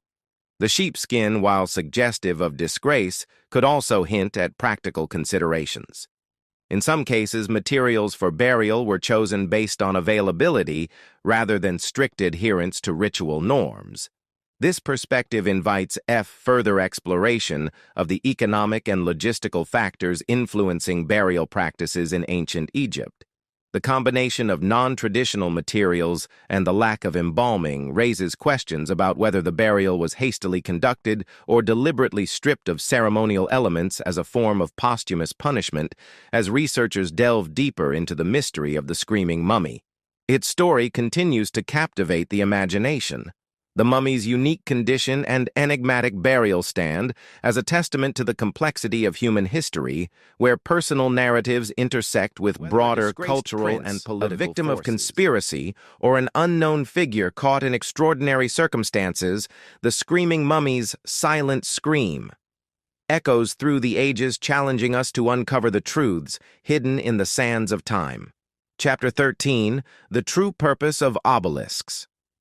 The obelisks of ancient Egypt stand as towering testaments to the ingenuity and spiritual devotion of one of the world's most enduring civilizations. These monumental stone pillars, characterized by their tapering form and pyramidal-topped peak, are traditionally associated with the sun, god Ra, and the concept of divine kingship. However, their precise purpose remains a subject of ongoing debate, were obelisks solely symbolic solar markers aligned with celestial phenomena? Or might they have served additional more practical or esoteric functions? The symbolic connection between obelisk and the sun, god Ra, is well documented in Egyptian mythology. The obelisk represented a petrified ray of sunlight and was often erected in pairs at the entrances of temples. These structures were thought to channel the sun's energy and reaffirm the pharaoh's role as the intermediary between the gods and humanity.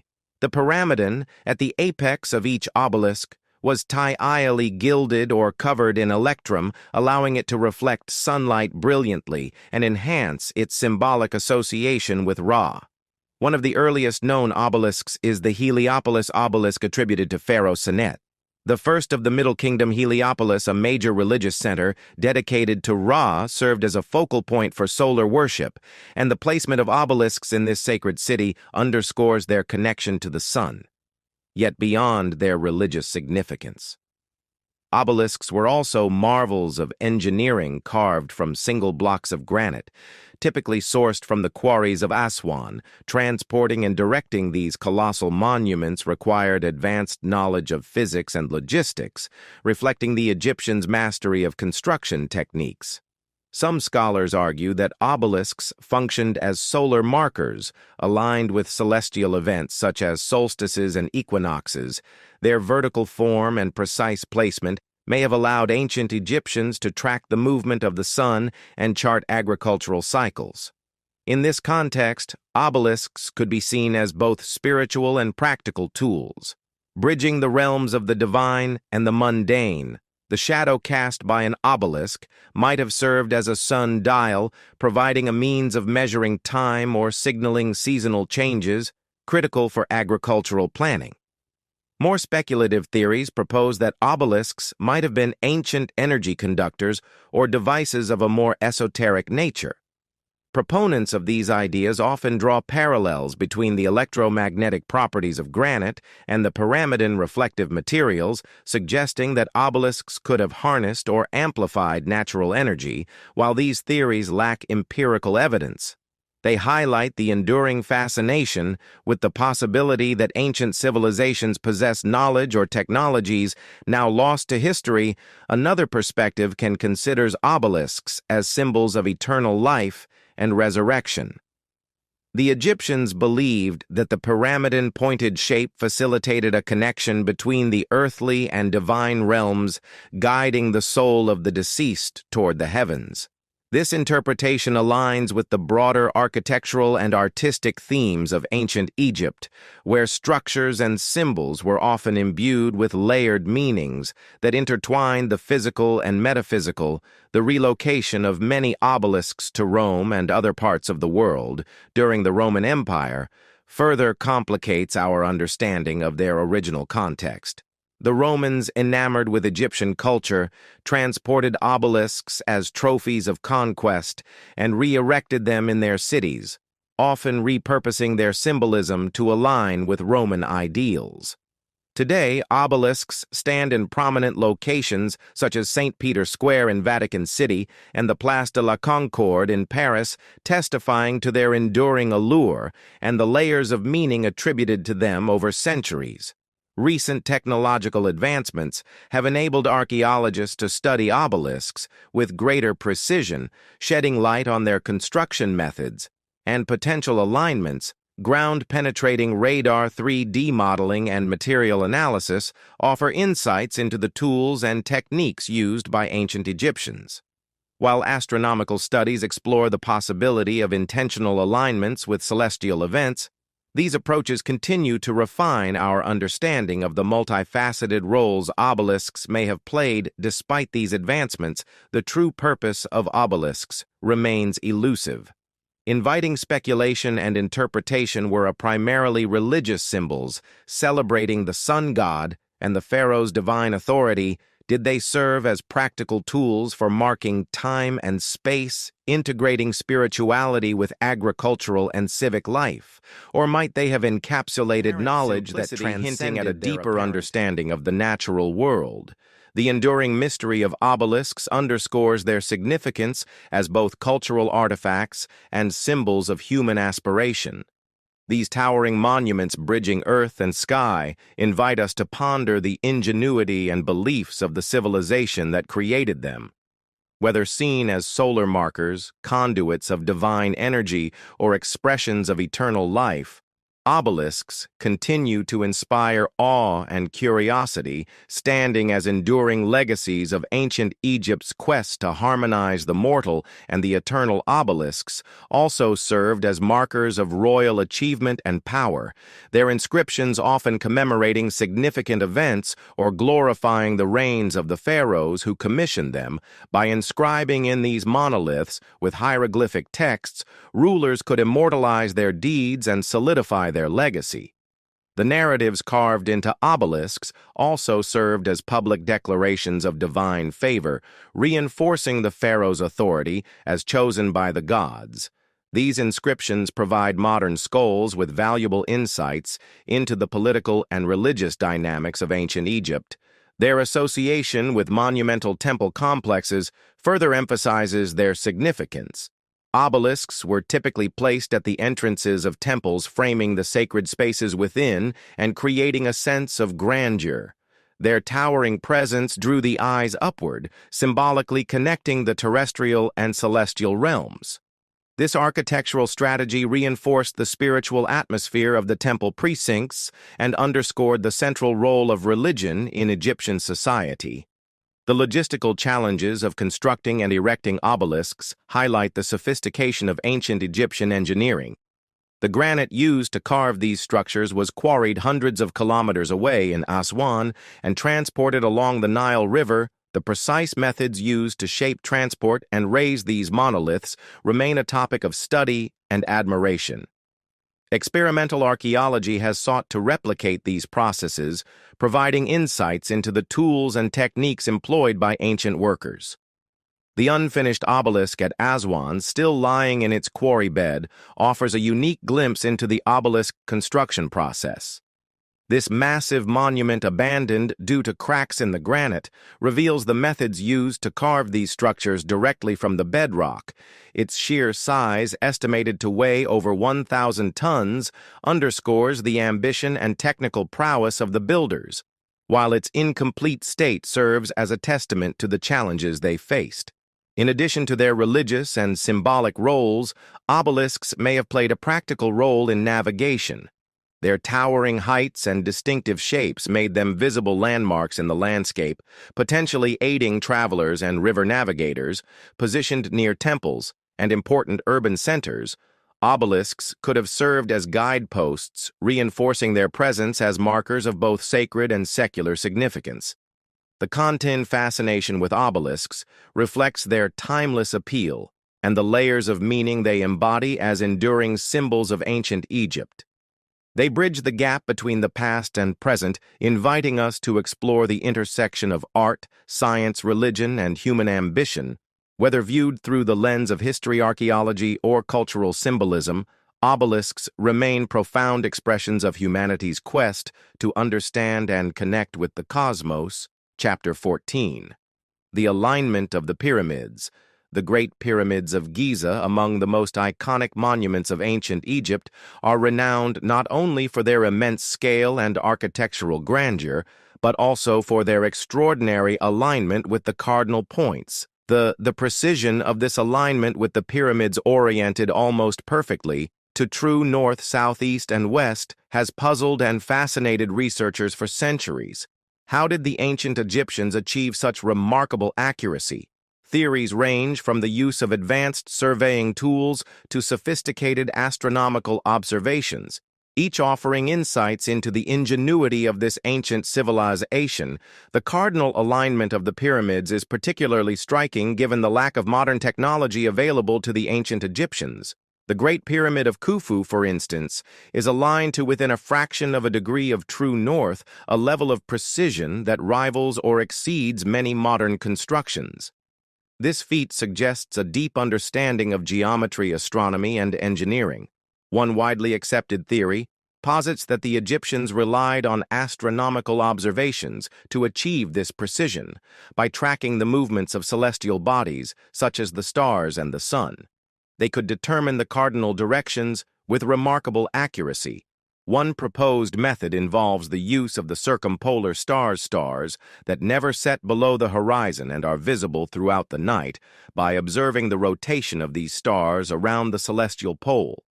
Ancient surveyors could establish a true north by marking the positions of the stars at regular intervals and calculating their midpoints, the rising and setting of the sun. Also provided a reliable means of determining east and west. Ancient Egyptian priests and engineers may have used a giman, a simple vertical stick, to observe the shadow. It cast at different times of the day. The shortest shadow would indicate the direction of true north at noon, while the points where the sun rose and set on the horizon could define the east-west axis. These observations, combined with meticulous measurements and calculations, could have allowed the Egyptians to align the pyramids with astonishing accuracy. Another theory suggests that the Egyptians employed advanced surveying tools to complement their astronomical observations. Tools, such as plumb bobs, sighting rods, and leveling instruments, have been depicted in ancient artwork and described in texts. These instruments, while simple by modern standards, were highly effective in the hands of skilled surveyors. For example, a plumb bob suspended from a string could provide a precise vertical reference, while sighting rods could help align structures along a straight line. The combination of these tools with observational techniques would have enabled the Egyptians to lay out their monumental constructions with extraordinary precision. The role of geometry and mathematics in pyramid alignment cannot be overlooked. The Egyptians had a sophisticated understanding of geometry, as evidenced by their use of right angles and proportional relationships in architecture.